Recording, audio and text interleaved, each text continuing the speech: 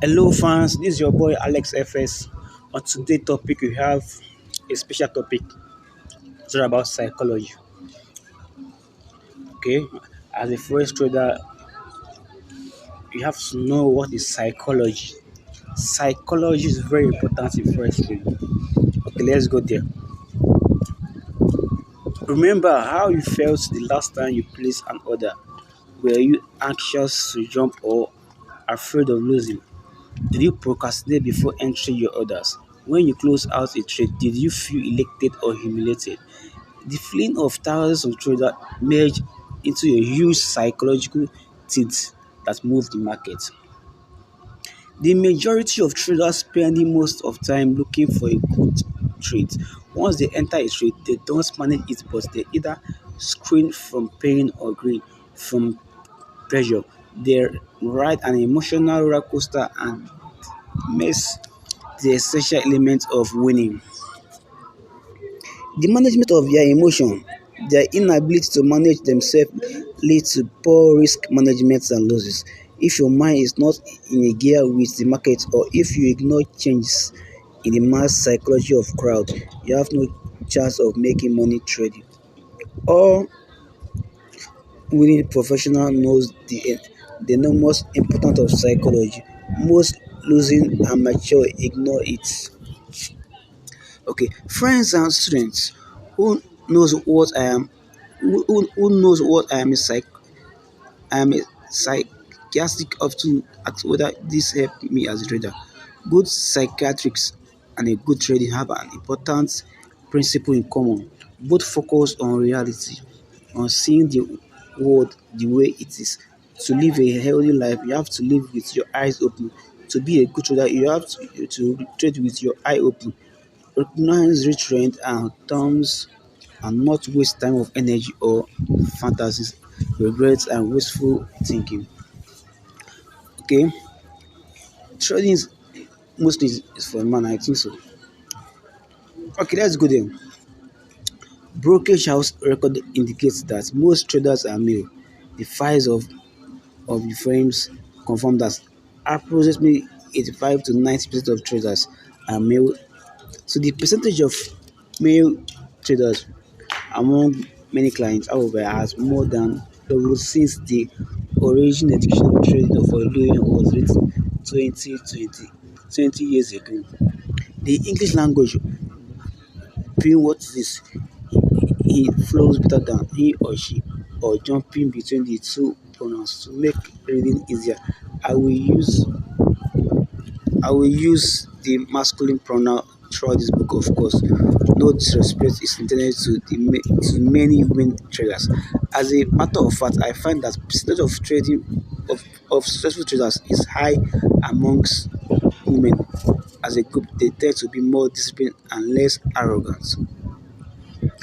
So the three pillars of successful trading are psychology, market analysis, and risk management. Good record keeping ties them together.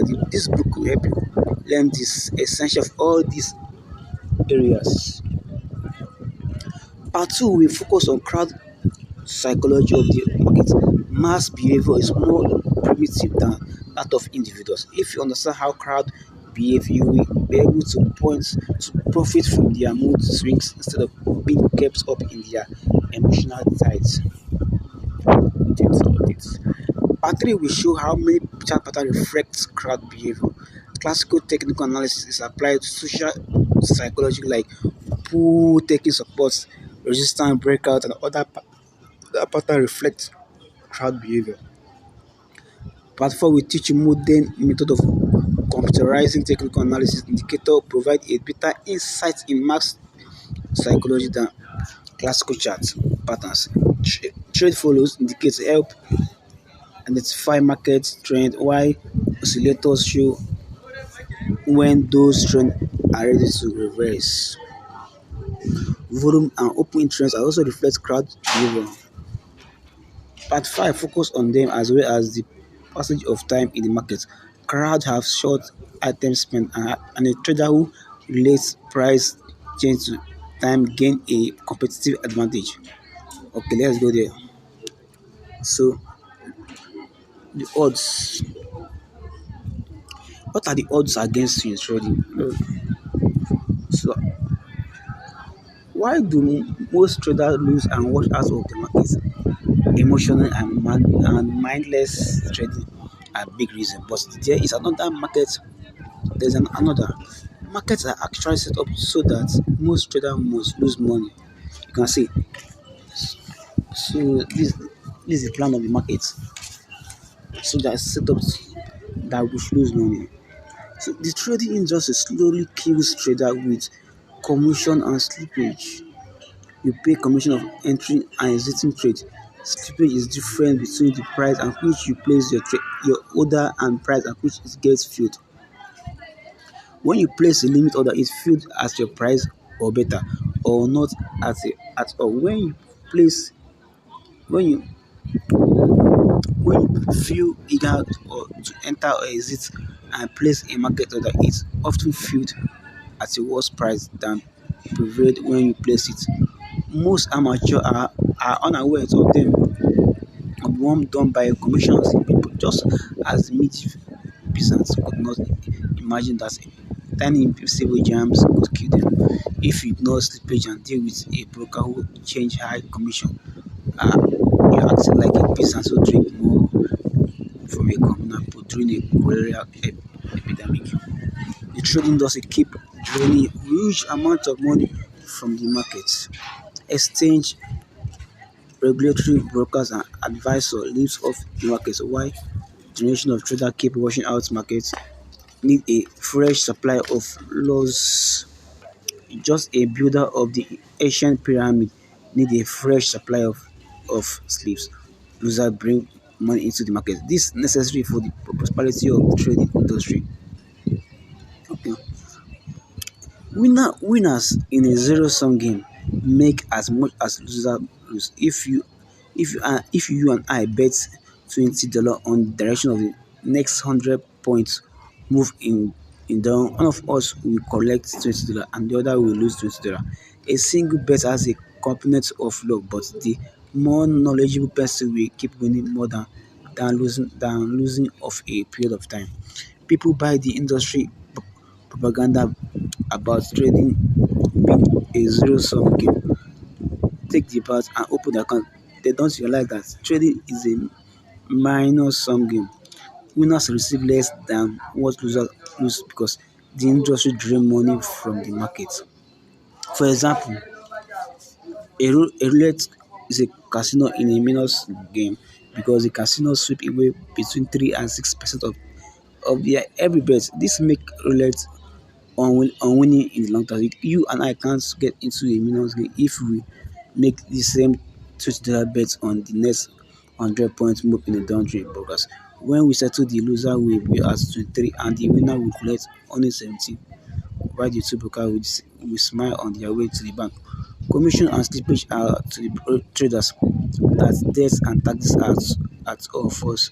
They are some of fun of life and ultimately bring it to an end. A trader must support his broker and the machinery of exchange before they can collect a dime. Being simple, better than average is not good enough.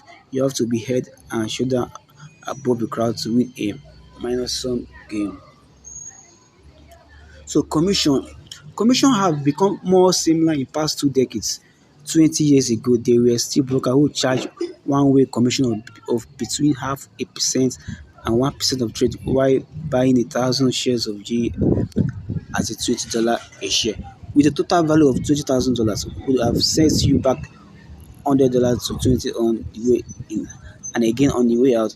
Fortunately for traders, commission rates have prompted the discount rate having complete disappear while preparing the books for publication. You can see what commission happens to traders. Let us go on. Slippage. What is slippage? Slippage means having other food at a different price than what you saw on the screen.